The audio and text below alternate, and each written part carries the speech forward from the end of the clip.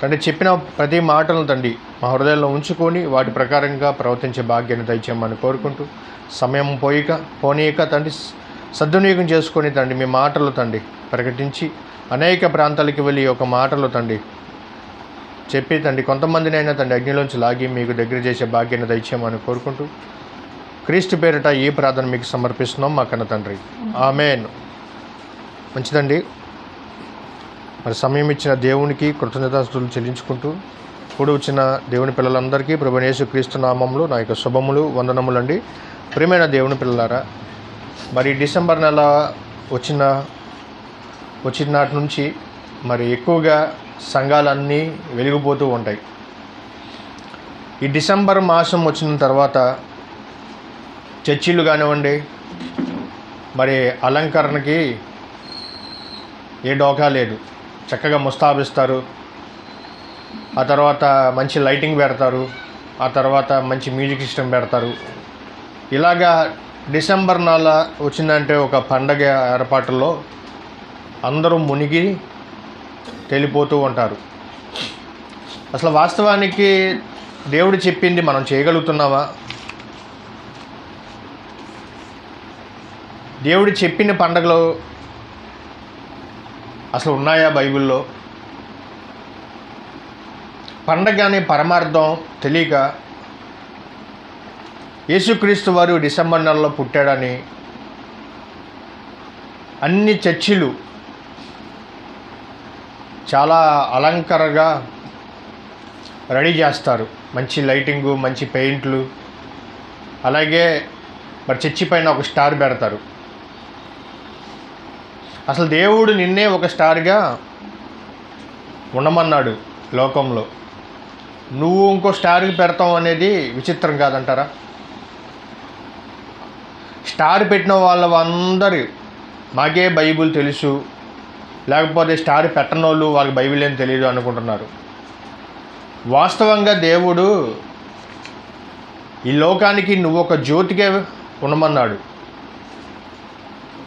అనేకులకి ఒక మాదిరిగా ఉండమన్నాడు దేవుడు. మనల్ని ఒక స్టార్గా లోకంలో వారికి కనబడే వారిగా మనల్ని దేవుడు ఉండమన్నాడు. మనమే ఒక స్టార్. మరి పండగ దినం వచ్చేసరికి మనుషులందరూ మరి ఎటువైపు ఉంటుందంటే, ఇక క్రిస్మస్ పండగ వస్తుంది, గుడి అలంకరించాలి, మంచి బట్టలు కొనుక్కోవాలి, పిండి వంటలు చేసుకోవాలి, చక్కగా మంచి లైటింగ్ పెట్టాలి, ఇంట్లో వస్తువులన్నీ అప్పుడే క్లీన్ చేసుకోవాలి, దుప్పట్లు క్లీన్ చేసుకోవాలి, కొత్త బట్టలు కొనుక్కోవాలి. ఇలాగ రకరకాలుగా ఈ చేసేది ఎవరు అంటే క్రైస్తవులే, దేవుణ్ణి నమ్మిన పిల్లలే, విశ్వాసులు. అసలు పండగ దేవుడు చేయమన్నాడా? మనం ఎవరము? దేవుడు మనకి అసలు పండగలు ఇచ్చాడా?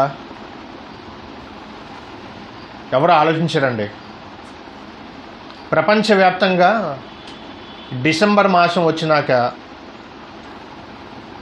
పండగలు మునిగిపోతారుంటారు. కేకులు కోయటం, కొన్ని దేశాలలో విందు, వినోదం, మందు, చిందు, ఇవి ఎక్కువగా పాశ్చాత్య దేశాల్లో జరుగుతూ ఉంటాయి. క్రీస్తు పుట్టాడు కనుక నేను ఈరోజు పండగ చేసుకోవాలి, క్రీస్తు పుట్టాడు కనుక ఈరోజు కేక్ కట్ చేసుకోవాలి అని ఆలోచిస్తున్నారే కానీ క్రీస్తు ఎందుకు భూమి మీదకు వచ్చాడు అన్న సంగతి ఆలోచించట్లేదు. ఆయన పుట్టిన తర్వాత మరి రోమా సామ్రాజ్యం కానీ, ఆ రోమా ప్రభుత్వం కానీ, మరి యేసుక్రీస్తు వారు పుట్టిన తర్వాత మరియమ్మ గారు కానివ్వండి, యేసేపు గారి కానివ్వండి, ఎవరైనా పండగ చేసుకున్న సందర్భాలు ఎక్కడ మనకి కనిపించవు. అలాగని అపోస్తులు ఏమైనా చేశారా పండగ అంటే అది కనిపించదు. మరి దేవుడు మెచ్చిన పండగ ఏది?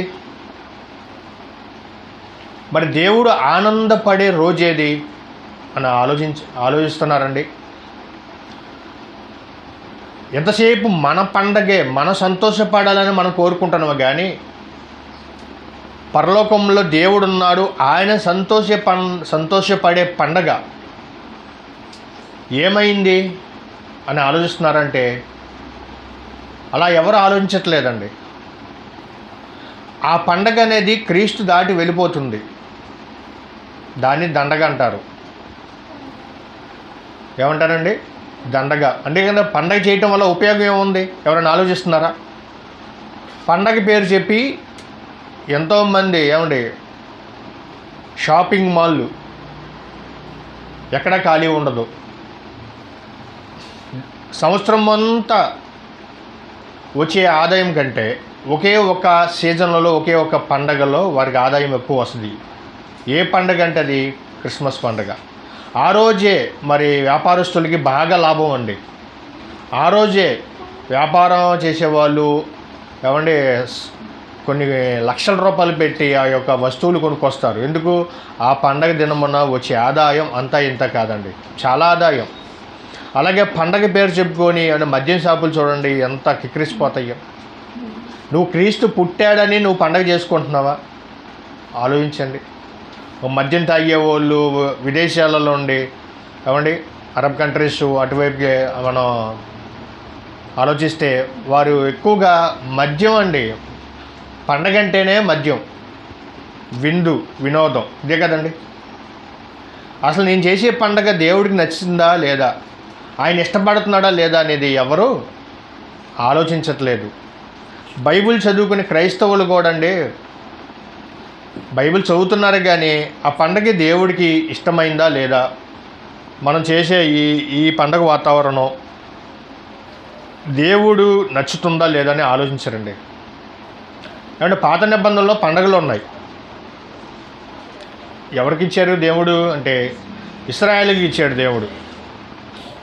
రొట్టెల పండుగని, పస్కా పండుగని,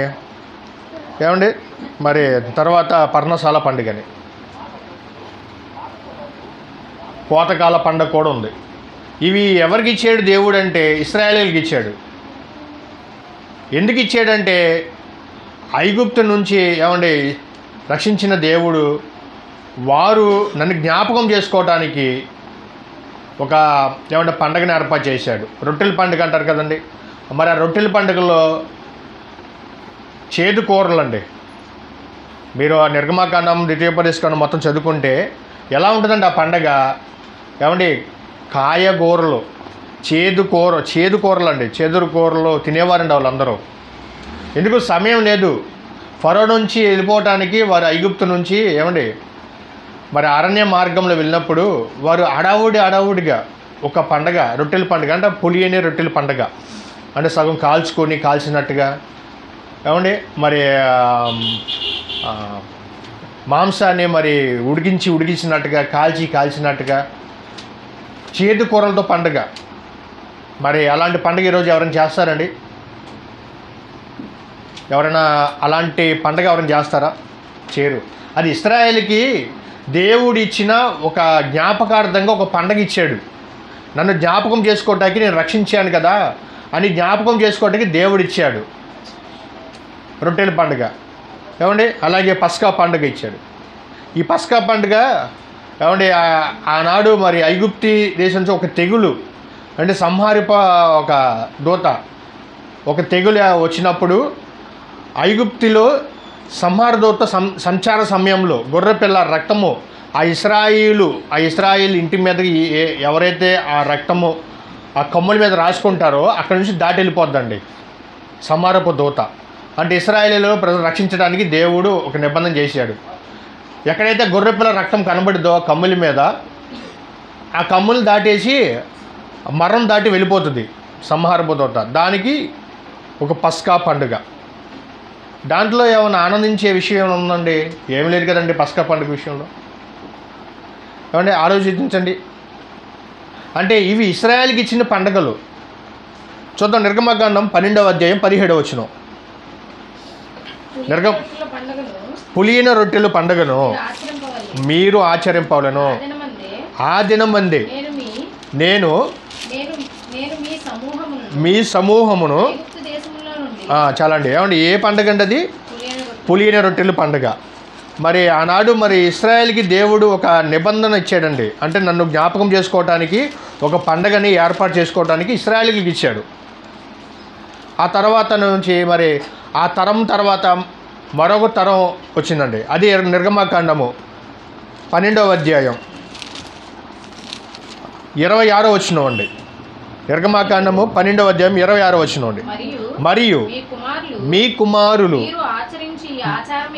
మీరు ఆచరించి ఆచారం ఏమిటని మిమ్మల్ని అడిగినప్పుడు, ఏమండి ఇది ఈ తరం వరకు పర్వాలేదు, మళ్ళీ నెక్స్ట్ జనరేషన్ వచ్చినప్పుడు, నెక్స్ట్ పిల్లలు వచ్చినప్పుడు మన పిల్లలు అడుగుతారు కదండి, మరి ఇదేం పండగమ్మా, ఎలా ఉంది, పులిన రొట్టెల పండుగ ఏంటి, సగం కాల్చిన రొట్టెలు ఏంటి, సగం మాంసం కూడా కాల్చిన మాంసం ఏంటి, అలాగే కాయగూరలు, ఏమండి చేదు కాయగూరలు వెంటనే ఆ రోజు అప్పటికప్పుడు, ఏమండి వెంటనే పరుగులు తీయాలి కదండి, మరి ఫరో రాజు నుంచి వెళ్ళిపోవటానికి వెంటనే తీసుకొని వెళ్ళిపోయారండి. మరి ఆ తరం వరకు, నెక్స్ట్ తరం వరకు గుర్తు రావాలి కదా, మరి చెప్పాలిగా. అలా చెప్పడానికి దేవుడు ఏర్పాటు చేసిన పండుగనే రొట్టెల పండుగ అంటారు, పస్కా పండుగ. ఇవన్నీ నెక్స్ట్ తరం వాళ్ళు అడుగుతారు. అడిగినప్పుడు ఇదిగో దేవుడు మనల్ని రక్షించాడు కనుక మనం ఆ పండుగని మనం ఒక గుర్తుగా మనం చెయ్యాలనేది ఆనాడు ఇశ్రాయేలు ప్రజలు తన పిల్లలు అడుగుతున్నారు. ఏమని అడుగుతున్నారు? మీ కుమారులు మీరు ఆచరించి ఈ ఆచారం ఏమిటని మిమ్మల్ని అడిగినప్పుడు ఏమని చెప్పాలండి? ఇది యెహోవాకు పస్కా బలి. ఏ బలి అండి? పస్కా బలి.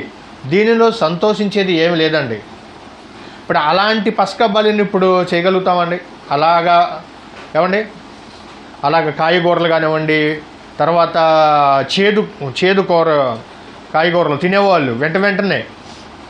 మరి ఈరోజు ఒక చేపలు తీసుకొస్తాం, అందులో చేదు ఉంటే తీసేస్తాం కదండి. చేదు అది చిన్న ముక్క ఉంటుంది, అది లోపల ఎర్రగా పచ్చగా ఉంటుంది.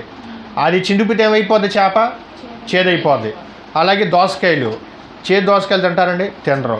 మరి ఆ కాలంలో ఇశ్రాయేలీయులు తిన్నది ఇదేనండి, చేదు కూరలు తిన్నారు. వాళ్ళు సగం ఉడికించినట్టుగా కూరగాయలు వెంటనే వేగంతో తిన్నారు. మరి ఆనాడు మరి ఆ ఫరో సైన్యం నుంచి తప్పించుకోవడానికి వెళ్ళిపోవాలి, అరణ్య మార్గం నుంచి వెళ్ళిపోవాలి. దాని కొరకు తెలియటానికి కొరకు దేవుడు వారికి ఏర్పాటు చేసిన పస్కా పండుగ కానివ్వండి, రొట్టెల పండుగ కానివ్వండి, తర్వాత పర్ణశాల పండుగ. మరి పర్ణశాల పండుగ ఎందుకు చేస్తారండి ఇది?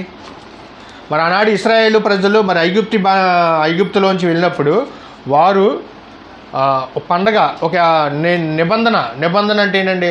దేవుడు ఏర్పాటు చేసిన నిబంధన వాళ్ళకి జ్ఞాపకం చేసుకోవటానికి ఇలా పండుగలు చేస్తారు. పర్ణశాల పండుగ అంటే ఏంటండి? పర్ణశాల పండుగ చేస్తారు. అంటే పర్ణశాల పండుగ అంటే పర్ణశాల అంటే పాకలండి. ఏమండి? పర్ణశాల పండుగ అంటే పాకలు. మరి ఆనాడు మరి ఐగుప్తులో వెళ్ళినప్పుడు పాకలు ఏర్పాటు చేసుకునే వాళ్ళు ఎవరు? ఇశ్రాయేలీయులు. పాకలు ఏర్పాటు చేసుకొని ఆ పాకలు మరి ఎంతో కష్టపడ్డారండి, ఎంతో కష్టపడి ఆ యొక్క పాకలు ఏర్పాటు చేసుకున్నారు. ఈరోజు కూడా మరి కొన్నిసార్లు పర్ణశాల పండుగలను పెడతారు. కానీ పర్ణశాల పండుగల బదులు ఏం చేస్తారండి? టెంట్లు వేస్తారు. ఆనాడు అరణ్యంలో వేసుకున్నారు వీరు, ఎవరో ఇశ్రాయేలీయులు అరణ్యంలో వేసుకున్న పండగ పర్ణశాల పండగలు. అవి ఇప్పుడు ఆచరించాల్సిన అవసరం లేదు. అది ఇశ్రాయేలుకి ఇచ్చాడు దేవుడు.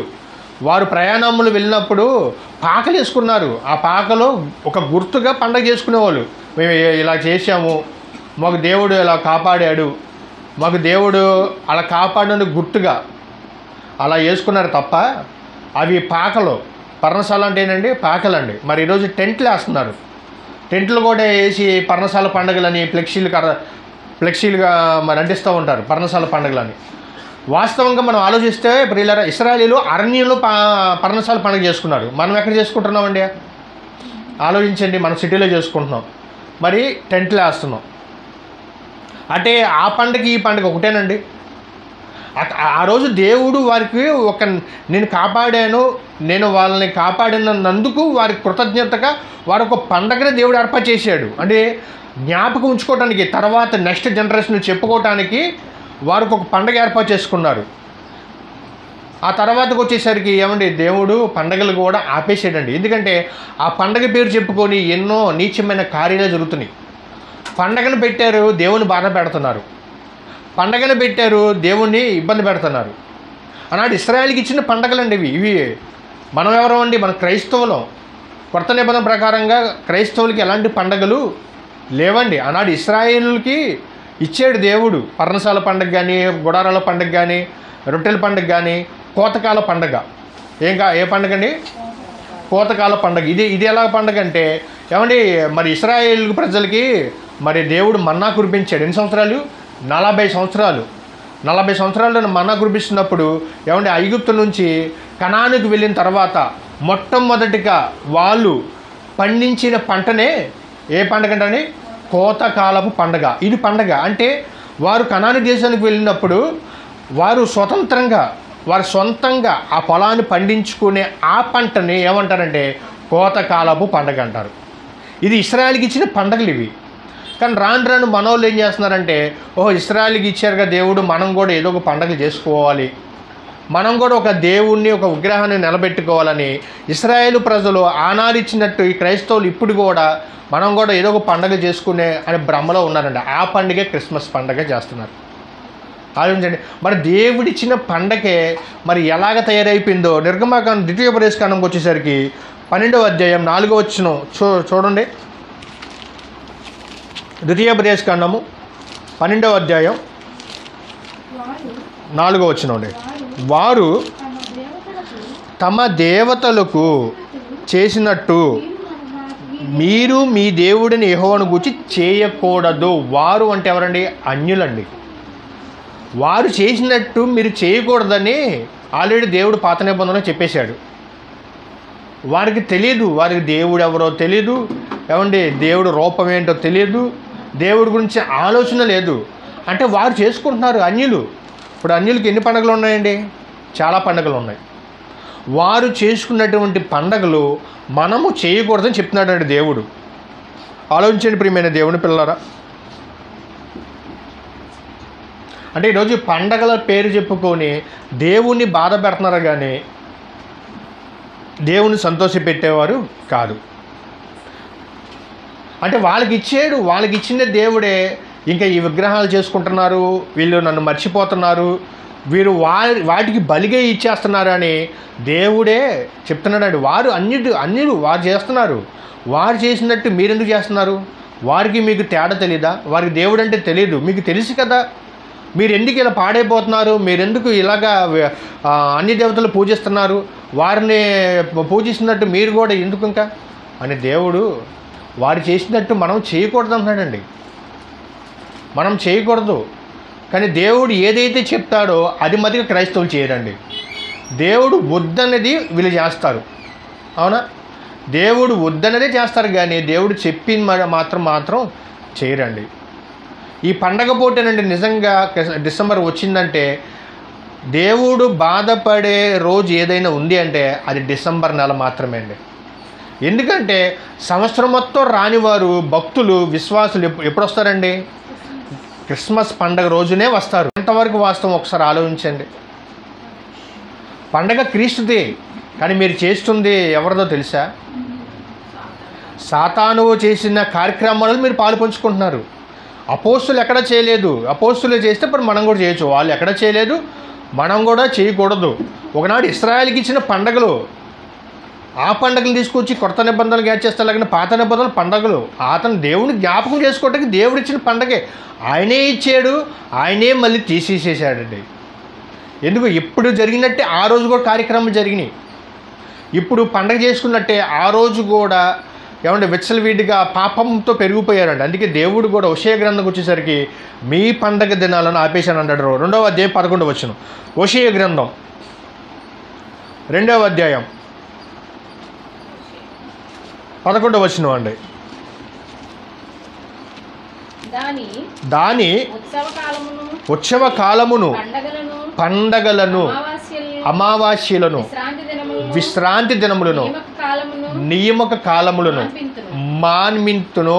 ఆనాడు దేవుడు ఇచ్చాడు ఇశ్రాయేలుకి ఇచ్చిన దేవుడే మళ్ళీ ఏం చేశాడండి? మాన్మింతును అంటే వాళ్ళనే వద్దన్నాను, వారనే మాన్పించేశాను. పాత నిబంధనలు ఇశ్రాయేలుకి ఇచ్చిందే దేవుడు, వాళ్ళే వద్దన్నాడు. వారినే వద్దన్నప్పుడు మనం ఎవరండి చేయటానికి? ఆలోచించండి ప్రియమైన దేవుని పిల్లలారా. ఇలా వాళ్ళు చేస్తున్నారు కదా, వాళ్ళు ఇబ్బంది పెడుతున్నారు కదా, మరి ఎన్ని చెప్పినా వారు వినట్లేదు కదా. దేవుడు ఒక మాట అంటాడండి, నా సన్నిధికి రావటానికి ఎవడు మిమ్మల్ని రమ్మన్నాడు. యెషయా గ్రంథంలో ఉంటుందండి. యెషయా గ్రంథం 1వ అధ్యాయం 12వ వచనం అండి. యెషయా గ్రంథం, నా సన్నిధిని కనబడవలని మీరు వచ్చుచున్నారే, నా ఆవరణములు తొక్కుటకు. అసలు మిమ్మల్ని రమ్మన్నవాడు ఎవడు మీకు చెప్తున్నాడు? నా ఆవరణములు తొక్కుటకి మిమ్మల్ని ఎవరు రప్పిస్తున్నారు? ఇగో నేను ఒకనాడు ఇశ్రాయేలుకి ఇచ్చిన పండగలను ఆపేసాను, మరలా వాటినే మీరు తీసుకొని మరలా వాటినే పూజిస్తున్నారు, వాటిని గౌరవిస్తున్నారు, ఆ పండగలు చేస్తున్నారు.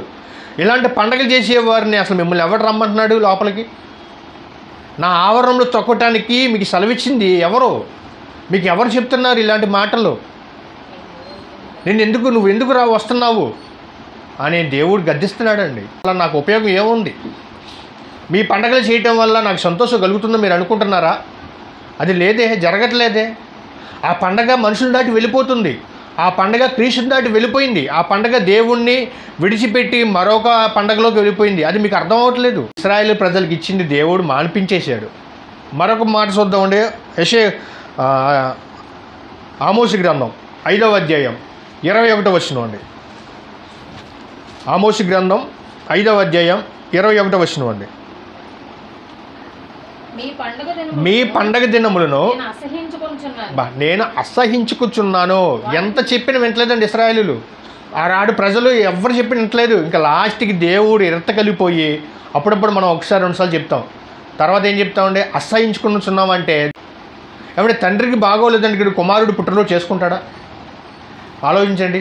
తండ్రి ఓ పక్కన మంచం పట్టాడు, కుమారుడు వచ్చి నాన్న నీ పుట్టినరోజు కదా, ఈరోజు కొత్త బట్టలు కొనుక్కున్నాను, కేక్ తెచ్చానంటే ఊరుకుంటాడా? అరే ఇక్కడ నేనున్న పరిస్థితి ఏంటి, నువ్వు చేసే పని ఏంటి అని అడుగుతాడా లేడా? ఇప్పుడు బాధపడి ఈ మాట రాస్తున్నాడు, మీ పండగ దినం నాకు వద్దు, మీరు ఏ పండగ నాకు చెయ్యొద్దు, ఏ పండగలు నాకు ఇష్టం లేదు, కానీ నాకు ఇష్టమైన పండుగ ఒకటి ఉందిరా నాయన, అది చేయండి రా అని దేవుడు కోరుకుంటున్నాడు. నా పండగ నాకు ఇష్టమైన పండుగ మీరు చేయాలి, కానీ మీరు చేసే పండుగలో నాకు ఇష్టం ఏమాత్రం ఇష్టం ఉండట్లేదు. నేను ఏమాత్రం మిమ్మల్ని గౌరవించను. మీరు ఈ పండగలు చేసిన వారు మీరు నాతో ఏదని చెప్పుకున్నప్పుడు నేను మీ మాట విననంటాడు. యెషయా గ్రంథం 1వ అధ్యాయం 15వ వచనం, మీరు మీ చేతులు చాపునప్పుడు మిమ్మల్ని చూడక నా కన్నులు కప్పుకుందును. ఎంత మీరు బహుగా ప్రార్థన చేసి నేను వినను అంటున్నాడండి దేవుడు. ఎందుకు వింటాడంటే ఆయన చెప్పింది మనం చేస్తున్నావా? ఆయన పండగలు వద్దు అని చెప్పినప్పుడు మనం ఎందుకంటే చేయటం మానేయాలి కదా. అందుకే దేవుడు చెప్తున్నాడు, ఏమంటే మీరు చేతులు చాపినప్పుడు మిమ్మల్ని చూడక నా కన్నులు కప్పుకుందును. మనకి ఏదైనా కష్టం వచ్చిందనుకోండి ఎవరికి చెప్పుకుంటామండి? దేవుడికే చెప్పుకుంటాం. మనకి ఏదైనా బాధ వచ్చినా దేవుడికి చెప్పుకుంటాం, ఏదైనా కష్టం వచ్చినా దేవుడికి చెప్పుకుంటాం. ఏమన్నా మనకి ఏమన్నా జ్వరాలు వచ్చినా అన్ని రోగాలు వచ్చినా ఎవరు చెప్పుకుంటాడు? దేవుడికి. మరి అలాంటి దేవుడే కన్నులోపు కప్పుకుంటే మన పరిస్థితి ఏంటి ఒకసారి ఆలోచించండి. అలాంటి దేవుడు మన ప్రార్థన కూడా విననంటున్నాడండి. మన ప్రార్థన ఆయన వినకపోతే ఇంకా మన పరిస్థితి ఎలా ఉంటుందో ఒకసారి ఆలోచించండి. మనకి ఎన్ని కష్టాలు వచ్చినా ఆయన మనల్ని తప్పిస్తాడా? తప్పించడండి. ఎందుకు తప్పించాడంటే నువ్వు నా మాట వినలేదు. నేను చెప్పాను కదరా నాయన నీకు పండగలు వద్దని, నేను చెప్పాను కదా, నీకు ఆమోసు గ్రంథంలో రాబిచ్చాను, హోషేయ గ్రంథంలో రాబిచ్చాను, కొత్త నిబంధనలో సరికి గలతీ పత్రికలో 4వ అధ్యాయం 10వ వచనంలో కూడా రాబిచ్చాను. అపోస్తులు ఎక్కడ కూడా పండగలు చేయలేదు. ఈ పండగ పేరు చెప్పుకొని నా నుంచి మీరు దూరం అయిపోతున్నారు. నా నుంచి ఏమైపోతున్నారండి? దూరం అయిపోతున్నారు. నా నుంచి మీరు వెళ్ళిపోతున్నారు. పండగ మీకు సంతోషం, మీకు నాకు బాధ. అందుకే నేను మీ మాటలు వినను. ఎంత ఘోరంగా మాట్లాడాను దేవుడు. చూడండి ఒకసారి ఆలోచించండి. ఇంకెవరు చెప్పుకుంటామండి మన కష్టాలు, మన బాధలు ఇంకెవరు చెప్పుకుంటామండి? ఆలోచించండి. కనుక పండగ చేయటం వల్ల ఉపయోగం ఏమీ లేదు ప్రియమైన దేవుని పిల్లలారా. కానీ దేవుడికి ఇష్టమైన పండగ ఒకటి ఉందండి, అది కూడా బైబిల్లో ఉంది. దేవుడికి మెచ్చిన పండగ, దేవుడికి ఇష్టమైన పండగ ఒకటి ఉంది ప్రియమైన దేవుని పిల్లరా. సంవత్సరం మొత్తం క్రిస్మస్ రోజు నువ్వు సువార్త ప్రకటించడం కంటే ఏమండి ప్రపంచంలో కష్టమైంది ఒకటి ఉందండి. నువ్వు అంతరిక్షంలోకి వెళ్ళటం చాలా ఈజీయే. ఏమండి నువ్వు పెద్ద పెద్ద భవనాలు కడటం చాలా ఈజీయే. కానీ అతి కష్టమైంది ఏంటో తెలుసా అండి? అతి కష్టమైంది ఒక ఆత్మను రక్షించడమే చాలా కష్టం అండి. ఒక ఆత్మ ఒక మనిషిని దేవుడు మాటలు చెప్పి వాడిని దేవుని సన్నిధిలోకి తీసుకురావడం చాలా కష్టమండి. అలాంటి కష్టమైన పని దేవుడు నచ్చే పని అండి. ఆలోచించండి. ఏమంటే సంవత్సరం మొత్తం ఒకసారి క్రిస్మస్ పండుగ చేస్తే మారతారా? ప్రతిరోజు వాక్యం చెప్పి అతన్ని పరిశుద్ధుల్లో పాపి నుంచి పరిశుద్ధిగా మార్చటం గొప్ప? ఒకసారి ఆలోచించండి. పండగ చేయటం కష్టమేం కాదండి. పండగ చేయటం చాలా సులువే. పండగ అంటే చాలా సులువే, చాలా కష్టమేం కాదండి. చాలా కష్టమైనది ఏంటో తెలుసా? ఒక పాపిని రక్షించటమే, ఒక మనిషిని, ఒక పాపిని రక్షించడం చాలా కష్టం. ప్రియమైన దేవుని పిల్లరా, ఒక పడిపోయిన మనిషిని ప్రభువులో నిలబెట్టడం చాలా కష్టం. పడిపోయిన ఒక పాపిని కానివ్వండి, పడిపోయిన ఒక మనిషిని కానివ్వండి, దేవుని వాక్యం చెప్పి ఏమండి దేవునికి దగ్గరగా చేసేది నిజమైన పండగ. అదేనండి లూకా గారు రాసిన సువార్త 15వ అధ్యాయం 7వ వచనం. ఇప్పటి వరకు మన దేవుడు పండగలకు ఇష్టం లేదు అని మనం చూసాం. మరి దేవుడికి నచ్చిన పండుగ ఒకటి ఉందండి. అటువలే మారు మనసు అక్కర్లేని 99 మంది నీతిమంతుల విషయమై కలుగు సంతోషము కంటే మారు మనసు పొందు ఒక్క పాపి విషయంలో పరలోకంలో ఎక్కువగా సంతోషం కలుగును. ఎవరికి సంతోషం కలుగుద్ది అంటే పరలోకంలో నుండి దేవుడు ఉన్నాడండి, ఆయన సంతోషపడుతున్నాడండి. ఈ మాట అండి. ఇంతమంది క్రైస్తవులు చదివారే కానీ ఎప్పుడూ ఈ మాటలను పక్కన పెట్టేసి వారి సొంత మాటలను ప్రయోగిస్తున్నారే కానీ అసలు పరలోకంలో దేవుడు సంతోషపడే పండగ ఏది అంటే ఇదేనండి. ఒక పాపి విషయంలో పరలోకంలో ఎక్కువ సంతోషం కలుగును. మరి ఆ పాపిని మార్చడానికి సంవత్సరానికి ఒకసారి వాక్యం చెప్తే సరిపోదండి. ఆ పాపిని మార్చడానికి క్రిస్మస్ రోజు వాక్యం చెప్తే సరిపోదండి. ఆ పాపిని మార్చాలంటే ప్రతిదినము ప్రతిరోజు వాక్యం చెప్పాలండి. చాలా కష్టమండి. ఒక వ్యక్తిని మార్చాలంటే చాలా కష్టం. ప్రియమైన దేవుని పిల్లరా, నువ్వు పండగ చేసుకోవడం చాలా సులువే. నీ దగ్గర డబ్బులు ఉన్నాయి అనుకోండి, చాలా సులువే. కానీ నిజమైన పండుగ ఏంటంటే దేవుడు చెప్తున్నాడు, మారు మనసు పొంది ఒక్క పాపి విషయంలో మారు మనసు పొంది విషయంలో పరలోకంలో ఎవరు సంతోషపడతారండి? దేవుడు సంతోషపడతాడు. అప్పుడు పండగ చేయండి. ఎందుకు? ఎవరు సంతోషపడుతున్నారంటే మీరు సంతోషపడతలేదు, నేను సంతోషపడతలేదు. ఎవరు సంతోషపడుతున్నారు? ఈ మూల్లోకలా కలిగిన సృష్టికర్త దేవుడు సంతోషపడతాడంటే ఇంక అంతకంటే ఆనందం ఏం కావాలండి?